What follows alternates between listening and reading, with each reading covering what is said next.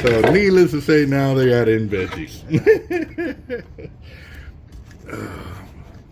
Damn it.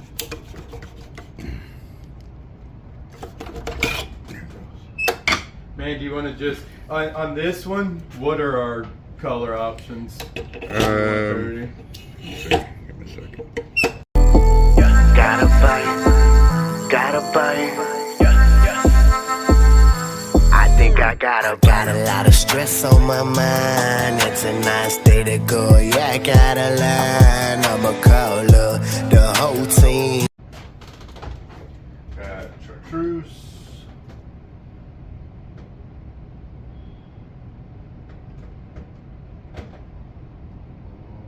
I think that's it. 130. I got 150 in tight line, which still holds good line capacity, but all I got is pink and blue. Where is it?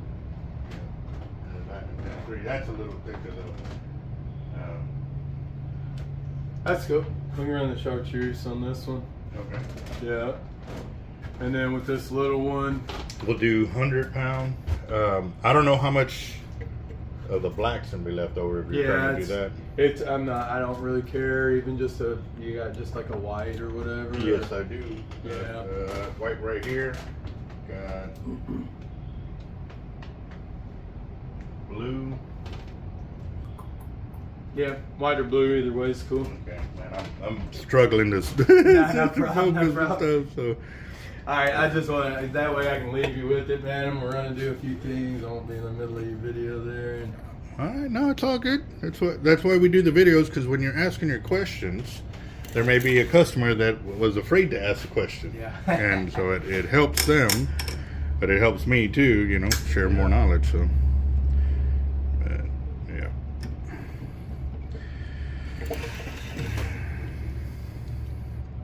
Yeah, and I'm supposed to go up there, but I'm also weary about my eye situation. So being on the road half blind is not cool. yeah. But that's in Matagorda over there? Or that's... Actually, I pulled it up yesterday. Hold on. And Freeport. It's in Freeport, so it's actually a little bit closer than having to go all the way into the Galveston. So saves you about 45 minutes or so, like that. Yeah.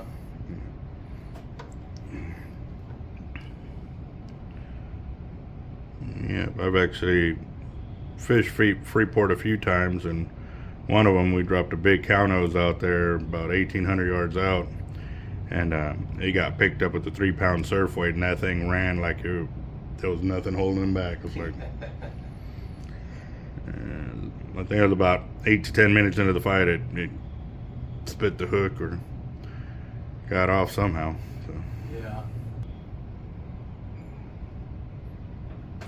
Yeah, we're just trying to get it all figured out, man. We're new to it. I'm a freshwater fisherman.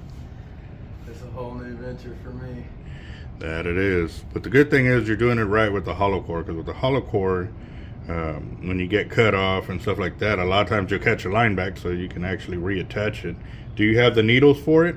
No, I was gonna ask you. We've got needles for it, so that way you can Yeah, I splice it looked back online, but there were a lot of different ones and stuff. I wasn't really sure what I was looking for, you know. Well, I can show you the needles and stuff like that, and actually I can show you how to splice it when I put the two pieces together, so that way you can do it on your own.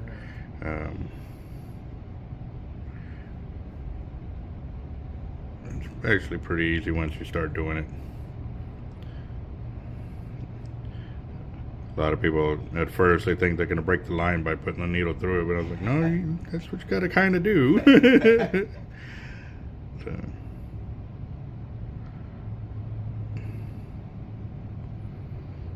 So how old's your boy? 7, a little over 7, yeah. Getting him into sharking, awesome. He's a mess, man. He's into everything. He's my stepson, actually, but yeah, he's something else. A little partner in crime. I have 2 daughters, and they love fishing and all that kind of stuff, but it's different, you know, kind of enthusiasm boys have about it. No, yeah. Yeah, my daughter though, she freaking. We got out there one day and it was starting to drizzle and it was cold, and so I told my daughter, I said, I don't know how long we can stay, you know, with this and that. And why do you say that? I said, well, it's starting to rain. And she goes, but Dad, we just got here. Like, she's just like, come on, you know. Like, I was like, all right. So when you start getting cold or whatever, you got to let me know. And she was a trooper, man. Yeah. I ended up calling it anyways, just because I didn't want her, you know, getting sick or whatever. Right. They'll push through anything, pretty much. Yeah. Come on.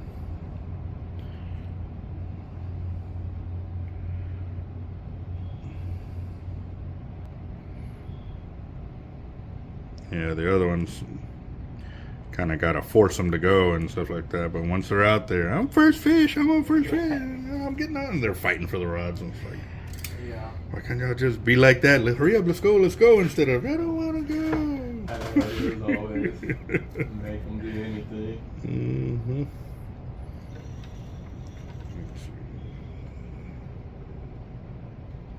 You're from around here? Yes, Corpus? sir. Yeah. Yeah.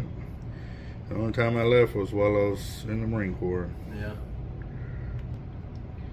I grew up around Houston, but or Beaumont area, Mm-hmm. but I live up in Blanco now, up north of San Antonio, a little bit on 281. There you go. Yeah.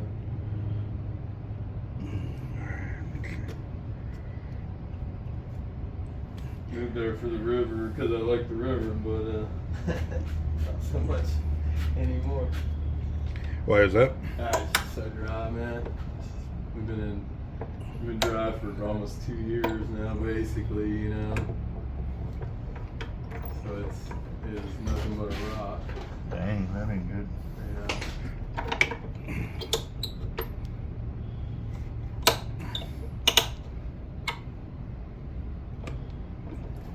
Wow, that's crazy.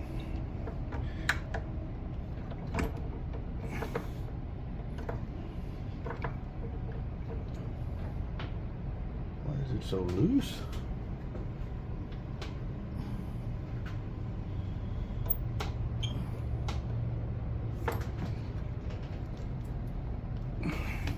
Okay. Guess I didn't get it tight enough. All right. So what I've done, guys, is I've tied the anaconda knot here, and as you can tell around the little nipple here, I've wrapped the braid around it to protect the braid when it goes over the edge right there.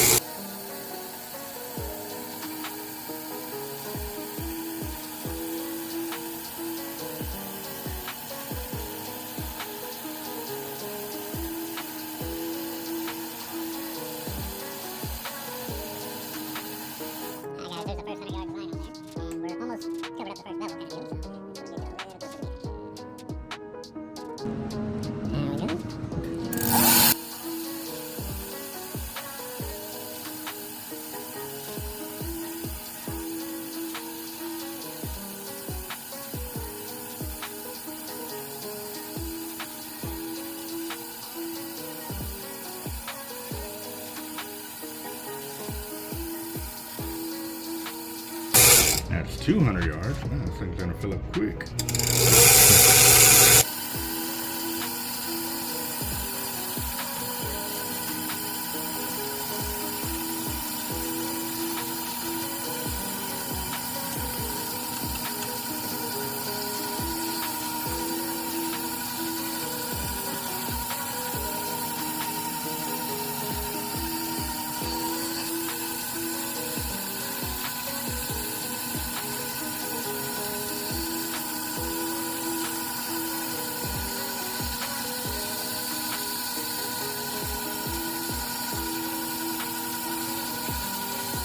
Now guys, at 500 yards and I've got about 3/4 inch of full exposure. We're gonna go up a bit more and then we're gonna top it with 130.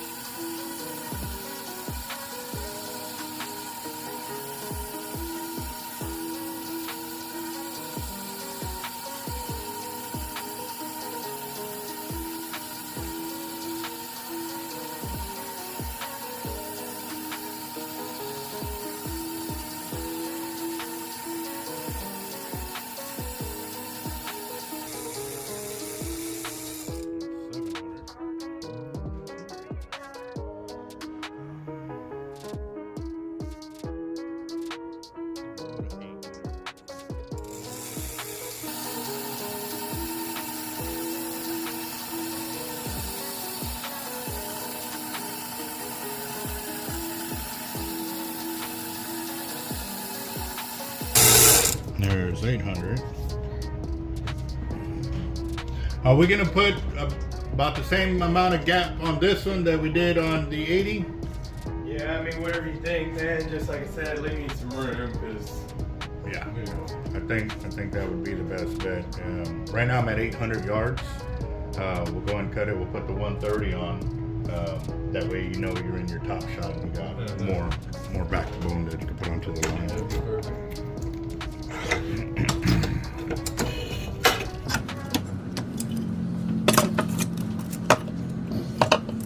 Alright, so on the 130, like I said, I've got blue, I've got the Chartreuse, and also the pink. Nah, I think we'll do this Chartreuse. Alright, cool, because it'll be ready for next one. Exactly. Alright guys, so what we've done is this is 100 pound of the Tightline 12 strand that we put onto this 50 white tiagra. And now what we're going to go ahead and do is top shot it with 130 pound of Portland. And get that going, and this thing will come out of there. What happened there?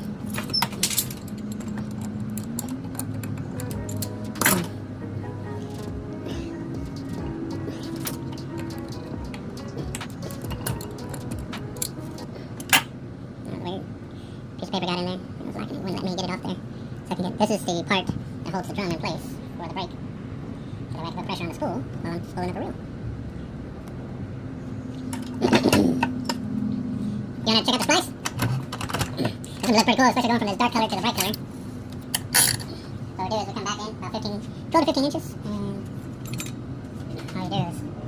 So what we do is we come back in about 12 to 15 inches, and all you do is kind of lay it flat, and then you insert the needle into the center. Once you find the center, all you do is just push it on up, just like that. And normally I'll fill up halfway or all the needle with. You can't over splice it. Right. You can under splice it, but I've seen some pretty short under splicings. I try to do at least 12 inches on each side. Be good to go. Put it in there. Pull it up and over. And all you do is pull the needle out. And repeat the process on that side. You want to check out the splice? This one look pretty cool, especially going from this dark color to the bright color. So what we do is we come back in about 12 to 15 inches, and all you do is kind of lay it flat, and then you insert the needle into the center. Once you find the center, all you do is just push it on up, just like that. And normally I'll fill up halfway or all the needle. You can't over splice it. Right. You can under splice it, but I've seen some pretty short under splicings. I try to do at least 12 inches on each side and be good to go. Put it in there, pull it up and over, and all you do is pull the needle out, and then you repeat the process on that side. Get it in there.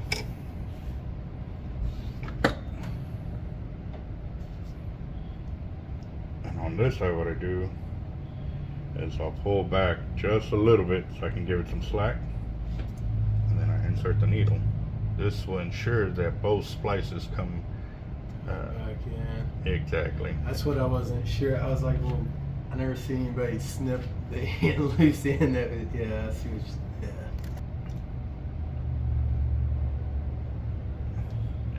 And you put that tag into the loop.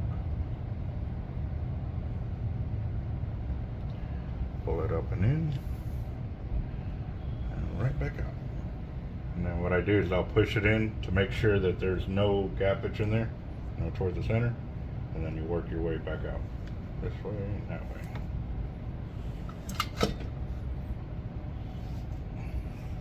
There's your splice. So now you don't have to worry about that big old clump of knot coming through. Yeah. And or while you're fishing, running into seaweed and it gets locked up right there and takes you out. So. Great. Oh, this is gonna look beautiful on the reel too.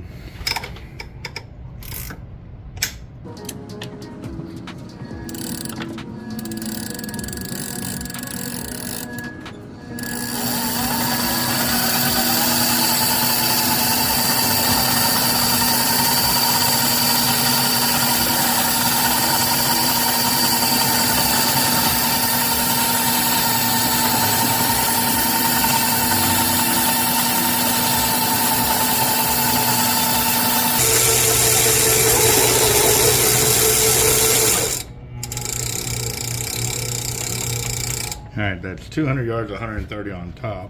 How do you feel about that gap right there? Go a little more, right? It's your call, yeah. No, most definitely you can. We'll go probably another 50 yards, stop there, and then let you judge it and stuff like that. You just got to remember when you're reeling in to stack the line the way it looks like. Yeah, you don't want it all cross pattern.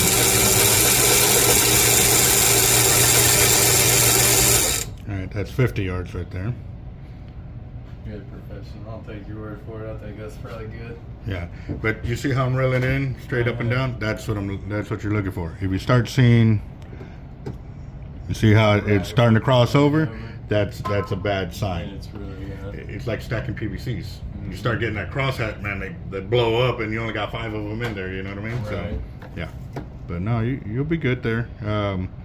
And also because you're just getting into it, this is with the hollow core. If we start you there, and you get it all back in there, and you get confident, you know what? Hey, let's splice in, add more line.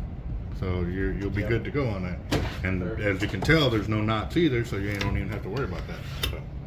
So all right, guys, we've got 1,052 yards. And still have plenty of gap in there. But again, guys, when you're getting into this sport, you really got to be honest with yourself on your capabilities of reeling in and stuff like that. And with the hollow core, it gives you the ability to make those mistakes and grow from it, because if you stack it up incorrectly, by him going with the gap here, he's got room to play with. But the next time he knows he's got to get it, fixed up or whatever, or he gets it all there all perfect and he's like, shoot, that was not a problem. But we don't know yet. So it's pretty. And then once you get hooked up too, remember to do that when you're trying to look out at the fish. I see it, you know. I've been telling myself that a lot. Mm-hmm. No doubt. So. Oh yeah.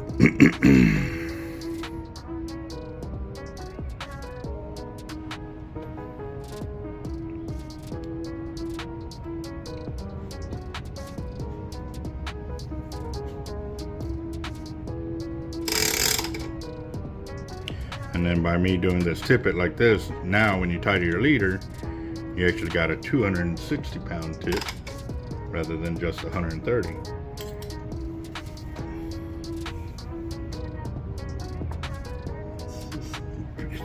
Yeah, yes sir, I have to agree.